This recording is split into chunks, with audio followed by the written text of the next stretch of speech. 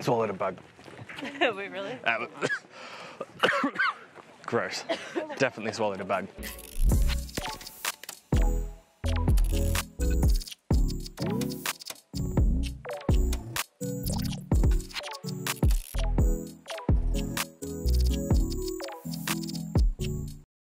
Hey everybody, you're with Ben, and today we're in Dresden. As lovely as it is, we're not here for long though. I was about to hop on the train to the Saxon Switzerland National Park. I'm finally going to check out the most famous part of the park, the Basteibrücke. These rock formations, and most notably the bridge itself, are pretty famous, with pictures often making the rounds on r/Germany and r/Europe. And then of course I'll see them circulating on Facebook about 3 months later.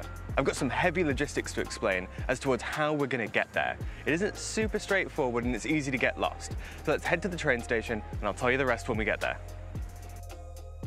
We're going to have to take the S1 in the direction of Schöne. Then we're going to have to get off at Kurort-Raten. It's only going to take about 30 minutes. Once we're there, congratulations, the easy part is over, because you're quickly going to find out we're on the wrong side of the river and there ain't no bridge. We need to follow a path from the station down to the river, not that hard, and then we're going to be able to find a ferry, which is going to pay some dudes a couple of euros to get us there and back again. After that, we're going to be in the Raten Old Town. There's another path to follow that simply curves through the village, and then we're eventually going to have to take an odd left. I'll show you where, and we're going to take that towards a staircase. Start ascending those stairs, and you're in the park. And after you get to the top of them, which is about 30 minutes of straight uphill stairs, you're going to find yourself at the Basteibrücke. Definitely not the hardest hike I've ever recommended on this channel, but bear in mind it is going to be all uphill. So as always, I'll warn you about chafing. Hope you've got all that, but if not, don't worry. I'm going to put some resources in the description below, and finally, I'm going to show you, so you can witness the journey firsthand. Let's go.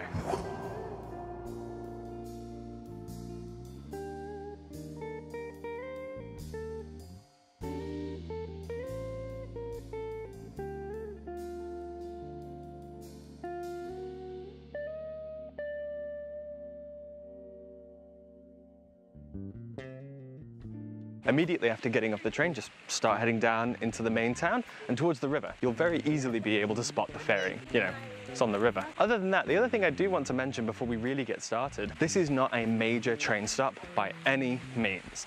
What I mean by that is that the train is going to stop for a few seconds and then carry on. So if you're sitting on like the upper level and you're not really paying attention, like someone might have been, it would be very easy for you to miss your stop, have to travel one more further, swap to the other line and come back. So don't be that guy. That guy sounds lame. Anyway, we're actually at the river now, so we're going to go board that ferry and get on with the rest.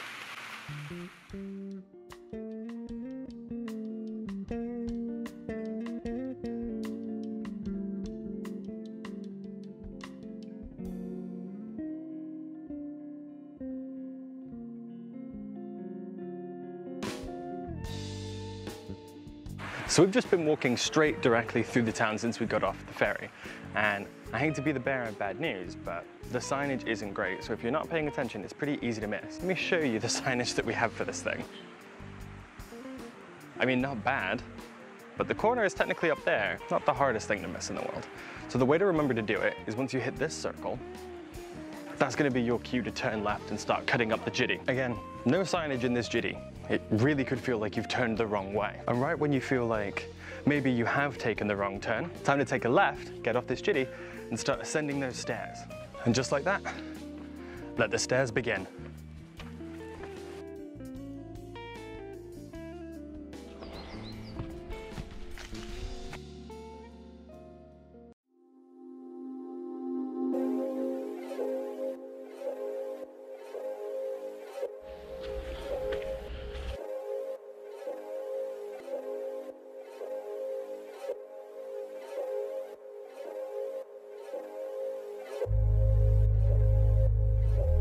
And they're not kidding about a solid 30 minutes of stairs, but pretty doable. Regardless, I think we're pretty close, so let's go take a look.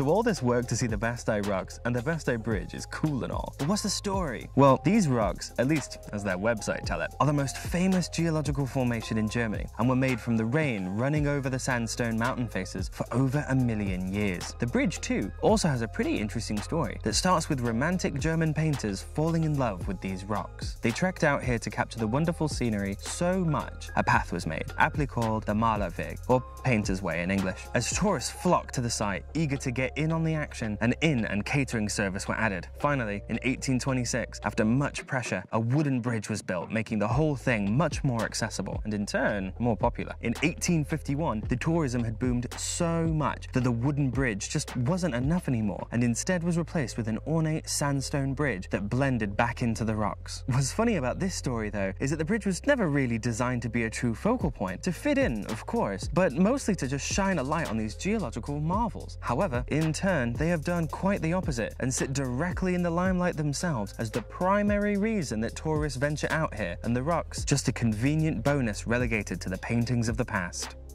So as you can see, we've come to a fork in the road. Now you can go on the right-hand side if you want, perhaps if you're feeling a little bit done. It's gonna plop you back right out where we started in the middle of the village. But if you've got a bit more gas in the tank like me, I'm gonna take a left. What's down there is pretty awesome. Once you get to the bottom, you're gonna have two choices. You can go to the left to see a man-made reservoir. It also has a path around it if you're feeling up to it. And then if you follow it right, going back towards into the village, the way you want to be going if you're trying to get home, you're gonna pass a fantastic restaurant. I know it as the Fish Shack. We'll go there as well. And I think after we've eaten there, it might round out our day. Let's get back to walking.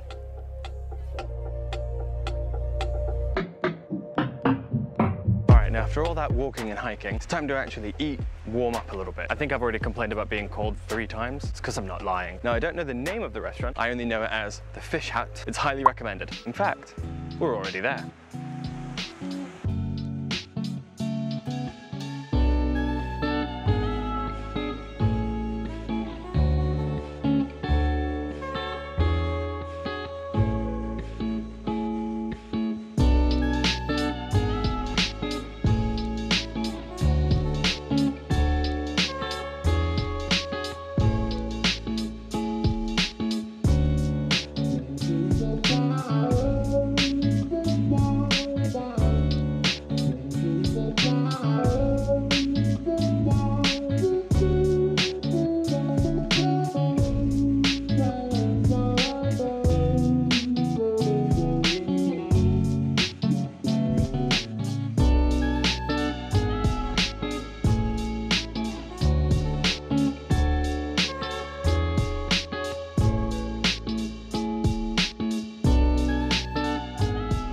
Back on the other side of the river, that just about does it for us today.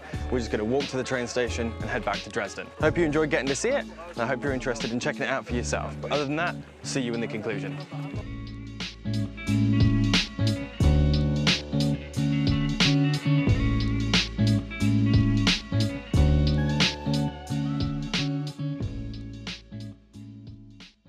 Hey everybody, so we're back from our backpacking trip around East Germany. This is going to be our last video in that series right outside of Dresden doing the Basteibrücke. But if I may, I'd like to plug the other videos we did as well. You see, about an hour outside of Berlin, we went to the, what do they call it, the Venice of Germany, Spreewald and its canals. And then right next to it, we went swimming with penguins. So if either of those videos interest you, please do go check them out. But for now, we're going to talk about the Basteibrücke, which was kind of all your idea.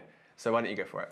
Yeah, so about 1.5 years ago, I went on a backpacking trip by myself to East Germany. I went to Berlin, Dresden, and Leipzig. And when I was in Dresden, I went to the Basteibrücke. Now, while I was doing my research for the Basteibrücke, I started to feel a lot of anxiety because I'm absolutely awful. I'm terrible with directions. So I was feeling a lot of anxiety because there's so many steps from getting to Dresden to the actual Basteibrücke.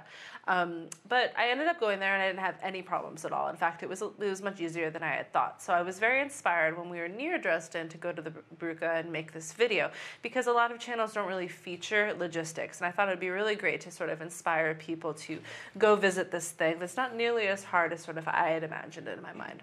So that being said, this was your first time to the Basteibrücke. What did you think?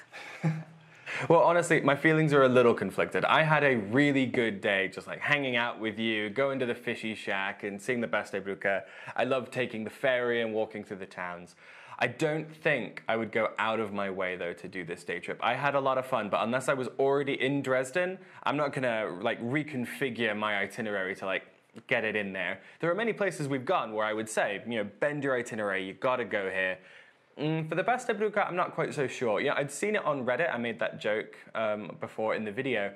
And honestly, there isn't that much more to see. I mean, the river bend is really cool, but the Brücke itself, you know, everyone kind of has the same photo, and there's a reason for that. Not just a lack of creativity, but actually because you can only see the Brücke from one little podium they've set up on the way.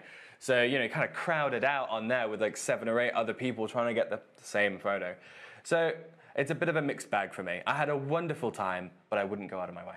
That's kind of where I'm at. So with that being said, we are a new channel, so it really helps if you comment down below, like, subscribe, follow us on Instagram, all that stuff. But with that being said, we'll see you on our next video. Take it easy. Bye.